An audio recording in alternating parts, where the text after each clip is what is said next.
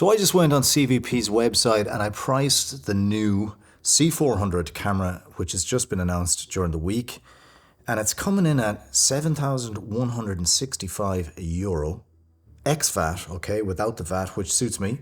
And then I said, okay, that's quite good. And then I looked and I saw the battery. You can buy a battery for 450. And I said, okay, the battery's expensive.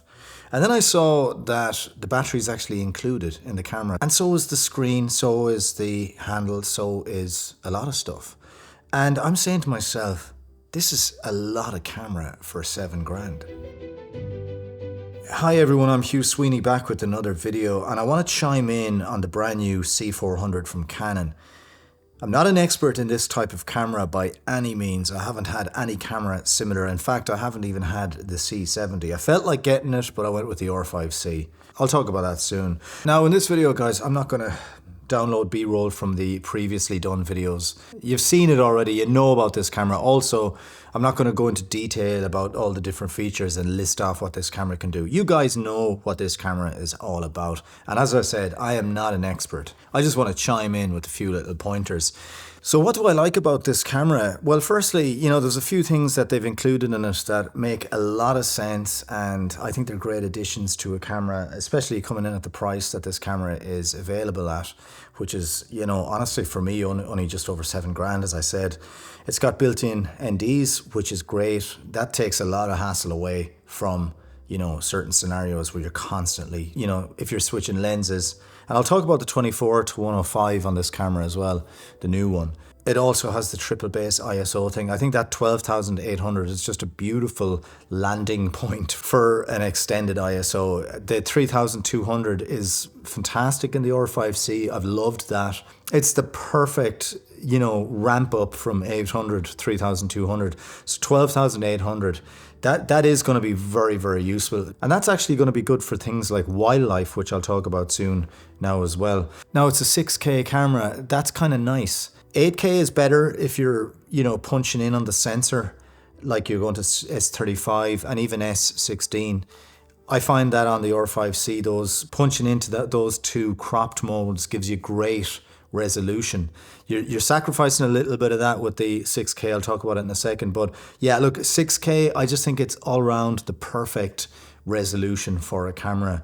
8K is a lot. You're bringing in you're dealing with big images, big file sizes. So you're gonna, it's gonna streamline the files a little bit, and it's still gonna have beautiful downscaling, lovely resolution to work with. 6K all the way. I almost never shoot an 8K on the Canon R5C here. So they've put the Digic 7 sensor in there, slightly different to the C70, and it has slightly less dynamic range from what I hear, a little bit less than the C500 Mark II as well. So that was the one thing I kind of really wanted, because with my R5C, as good as it is, I'm always reaching for more dynamic range. And then the other thing is the rolling shutter. A few people were saying that they were hoping for it to be a bit better. Now, from the tests I've seen, it looks decent and I'm kind of cool with it. But yeah, I was just hoping for it to be really fast, like Red Raptor fast. But that is a lot to ask for. Look, I just felt like mentioning it. Now, there's a few other small little things. I hear the screen isn't that bright. That's no major issue, you know, if you're going to be upgrading the screen, which I think a lot of us would if we get this camera. But having said that, I think the screen is pretty cool. And I think the fact that it's the way it's connected with the USB, the way it's powered from the camera, I like all that. I think the fact that this camera will just work out of the box is very, very appealing. So a point I want to make here on the C400 camera is it's going to make a lot of us Canon guys that stuck with mirrorless cameras for most of our productions, it's going to make us jump ship from the mirrorless to this camera. Now, there's two reasons for that, okay? And I think a lot of you guys will agree with me on this. So the first reason is it just has that extra bit over the C70. The C70 was great, but a lot of us guys with the R5Cs and even the R5s, we sort of knew that the C70 was taking a hit on sharpness. So I think that this camera has just way more edge on the likes of a C70, plus the price. One of the biggest reasons we use mirrorless cameras is because of cost. Now, the C70 was never that expensive a camera. It was always a reasonably priced camera. But I just thought that there was more bang for buck with the other mirrorless style cameras, the R5C and the R5 and even the R6. So that's why a lot of people use these cameras. It's down to price, and it's also down to resolution and sharpness and stuff, especially with the R5C. So this new C400 now kind of has the best of both worlds. It's got the sharpness, and it's got that, you know, those extra features that the C70 doesn't have. So it's going to make, I think, the mirrorless guys like myself jump ship. Since the C400 was announced there a few days ago, between watching the content on it and reading some of the comments as well that has, you know, accompanying the videos, I've come to the conclusion that there's sort of two different categories of us filmmakers. Even in the corporate industry, there's the sort of individual who wants a camera that just can do sort of it all, from actually shooting to live streaming, multiple camera shoots, you know, time code, gen lock, all that kind of stuff. And then there's the guys like me, the more simple solo filmmakers who just want a camera that'll just be nice to use, capture a beautiful image, and be able to just make our videos. And a lot of the hardware on this camera, a lot of the connectivity and all that, I feel like that's kind of going to be wasted on me a little bit. I think, you know, if I was given the choice between all that sort of connectivity, the gen lock and the video return feed and all that, would I swap that for a bit more dynamic range? Would I swap it for being slightly tighter in terms of rolling shutter? I probably would. I'm a little bit sort of different that way. You know, the type of work I'm doing, I just do not need those things. But look, it's good to have them. You'd never know what happens in the future. You might. So it's kind of interesting how this camera is appealing to both worlds. And it leads me on to my next point. And I know some of you aren't going to be happy about this, but when a new camera comes out, you sort of really want to be into the camera. There's a vibe to it. There's a feeling it gives you. It could be a brand thing, and I think Red have that. They really own that area. The brand, Red, Hollywood, you know. But with this camera, the C400, as amazing as it is and as highly capable as it is, it sort of gives you the feeling that you're, you know, buying a kind of highly video-centric production camera, and you're kind of aiming more for something that's going to help you on productions more than something that's going to just make you want to go out and shoot beautiful content.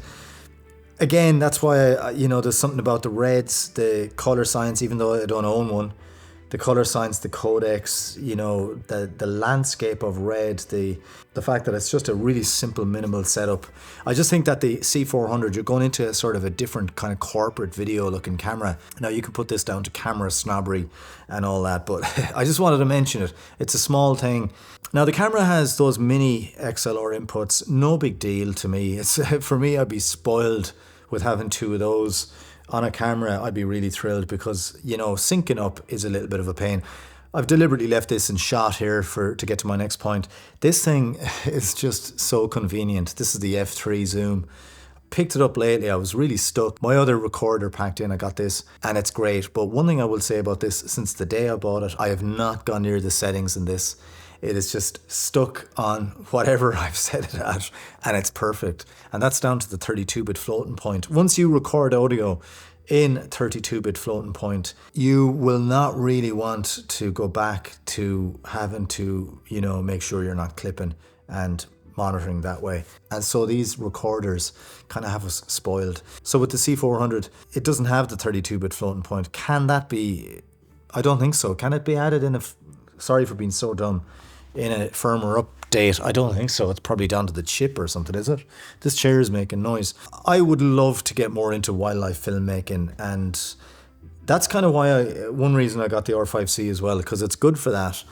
It's good for wildlife because, you know, to be honest with you, a lot of us wildlife shooters, we love to do a bit of video, but we really primarily want to do photos. And if you've got an R5, an R5C, very rarely will you go out and shoot wildlife and just do photos or just do videos. You're usually, you know, primarily doing one but also doing the other. And when I shoot on the R5, I shoot a lot of photos, and then if I want to get a video clip of the bird, usually bird or animal, I will just hit record then, and I'll have a pre-selected, preset, you know, 60 frames per second video file then, you know, as well. And you can just do that in photo mode on the R5, and it's so convenient. And it puts me off using the R5C, to be honest, with wildlife. But if I really want to get nice wildlife video, I'll bring the R5C, and then I'll just switch back to photo, get some photos.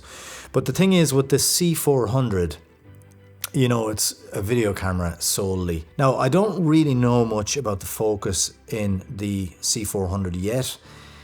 From what I hear from the samples I've seen, it's pretty good. Is it as good as the, you know, the animal and face tracking in the R3, for example, and in the R6 Mark II? Maybe not, but it might be with firmware upgrades. I don't really know, but it's pretty good.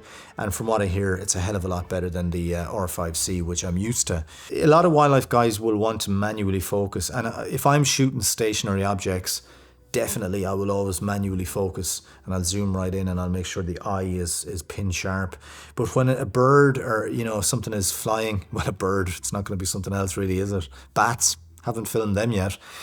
You're really kind of struggling if you're manually focusing. So I think the focus system in this, I do look forward to what it's going to be like, the possible upgrades in future with tracking and stuff. And I think it's, you know, as a video-centric wildlife camera, in terms of autofocus, I think this is going to be a powerful camera. And then you have frame rates, which I'll talk about next. Now, when the camera came out, as I said, I was a little bit sort of hoping for more dynamic range, hoping for a little bit of a faster shutter readout, but I was kind of hoping for full frame 120. I know it's a lot to ask for. 60 is good, but it's nothing new. You know, 60 is in the R5C. It's a 2-year-old camera now almost, and it's 8K at 60 with the battery pack. So, you know, it'll do 4K at 120 in one of the compressed formats, and it'll do 4K cropped in 4.3K, not 6K, not full frame S35 at 120 in RAW. Now it'll let you crop right in and shoot RAW 180 frames per second, but that is S16 and it's only a HD image size, okay? When you're filming wildlife, very often you'll find yourself at night, you know, pushing it with light a lot, particularly with birds, sometimes with animals.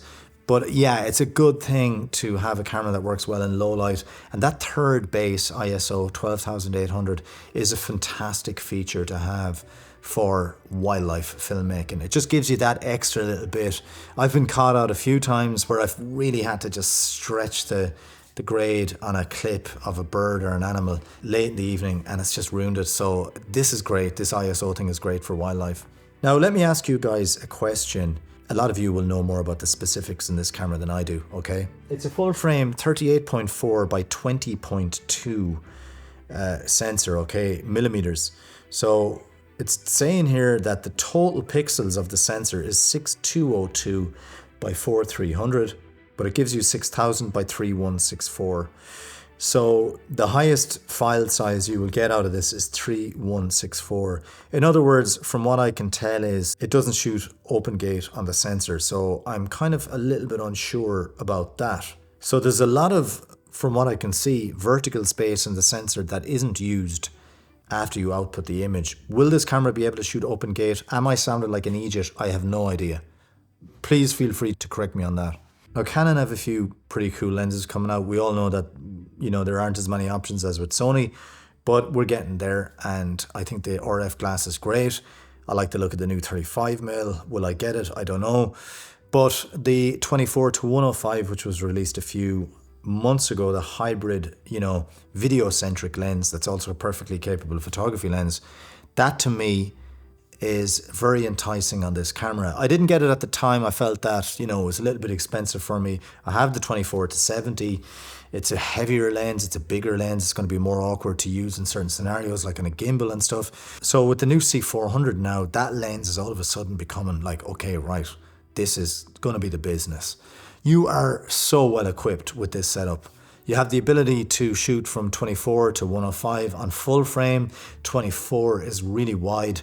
When you go beyond 24 into the teens, you start to get, you know, that wide angle distorted look, which you probably won't use for a lot of stuff. Even though I love my, I shouldn't point at it because it's in the bag over there. Even though I love my 15-35, I think it's a great lens. But I just find that I do like 80% of my work on the 24-70. But yeah, that lens on the C400, and if you get a big monitor and if you can connect the monitor up just through the USB cable, I think that's going to be a really cool setup. Now with my R5C, I've noticed that I've unrigged it again. Now I'm using a monitor here because I need to check to see if I'm remaining in focus. I just lost focus there. But in a lot of jobs now, I just shot a full job the other day. I was in a factory. They didn't need interviews. I shot it all in 4K with no monitor and no external battery pack. I did slider shots, I did gimbal shots, and I did handheld shots. I have 4 batteries for my R5C. We all know that the R5C is notoriously bad for battery life, but I managed to shoot the job with just using like a battery and a half. Primarily because I wasn't just constantly shooting, I was actually setting up the shot, then getting ready, and then shooting a couple of clips of each location. I did shoot a lot of content. I sent them like a 15-minute long video of all the rushes trimmed back. There was like, 30 different little locations in the factory. But yeah, I just stopped using the rig on the R5C. I love not having a rig on this camera. I think it looks awesome on its own. And I noticed that when I was outside, that I started using the viewfinder again a lot. Even when I had a monitor, this monitor that I have is actually perfectly fine on a bright day, but I found myself using the viewfinder because you can just see it a bit better than with the monitor. But with this camera, I think, I'd probably be as likely to get a viewfinder for it as a bigger monitor. It's hard to know. I think the monitor that comes with it is decent. From what I hear, it's not that bright. And I think what will happen is, whatever third party might make monitors specifically for this camera, people will buy that and then they'll use the one that comes with it as a spare and just have it in the bag. XAVCS, I don't know much about that format. I'm more than happy with the MXF files I get in the R5C. I believe it's going to be the same in the C400 plus the slightly smaller MP4s. It's got a H.264 file format in there as well. Once you use H.265, you kind of don't like going back to H.264. So there's plenty of formats from what I can see. I've no complaints. The raw size, raw at 6K is going to be a little bit easier to manage than the 8K that I'm used to. The raw light, it's not as efficient as the red codec. I'm not an expert, guys. I'm not going to speak more about this. I think it's good to have the option. I think a lot of us, particularly people who are working, on corporates and stuff and shooting interviews, it's not going to be used for RAW as much as people would like to think. I think when you're doing a bit of wildlife and you're doing sort of cinematic stuff, getting really cool shots, you'll use RAW then. The card slots, 2CF Express Type B would be better for me than the SD card slot. I don't even have SD cards. I'll probably ask Angelbird to send me a few and see can they sponsor a video. Maybe they will send me a few of those if I do get this camera. It's no harm to have the option. And yeah, I think it's good to go back to smaller file formats. I tend to really kind of fill up my cards too much. I'm always shooting on, really optimal formats where I don't always need to be. And I'm running out of space regularly, so I should probably just crush it a little bit more. Doesn't matter for a lot of stuff. So if you check out my social media stuff, you'll see that I'm kind of a busy videographer. Like I have this YouTube channel, but this is something that I do every now and again. I'm not that busy on YouTube, am I? But I am sort of chipping away with work, and I've shot a lot of jobs over the years, and most of them have been done on mirrorless cameras. So this is going to be a really cool step up for me. I think I need to do it. I've already spoke to my dealer, my Canon camera dealer, to see if he can get this camera in. I don't think he can. He can't always get cinema cameras in, so he's going to have to pull a few strings. But if he can, it would be great because I have a kind of an account with him. It makes buying things easier. So that's it. Yeah, I'm gonna definitely try and get it. I think it's a good idea. Maybe I'll sell one of the mirrorless cameras. I don't like having cameras sitting there just losing money when I'm not using them. So yeah, this is exciting times. Should you wait for the next option? Should you wait for, the C600 or whatever? I don't know. Maybe you should, or maybe you should look at other options. Who knows what's out there? But anyway, that's it, guys. Thanks for watching, and I'll see you in the next video. Take care.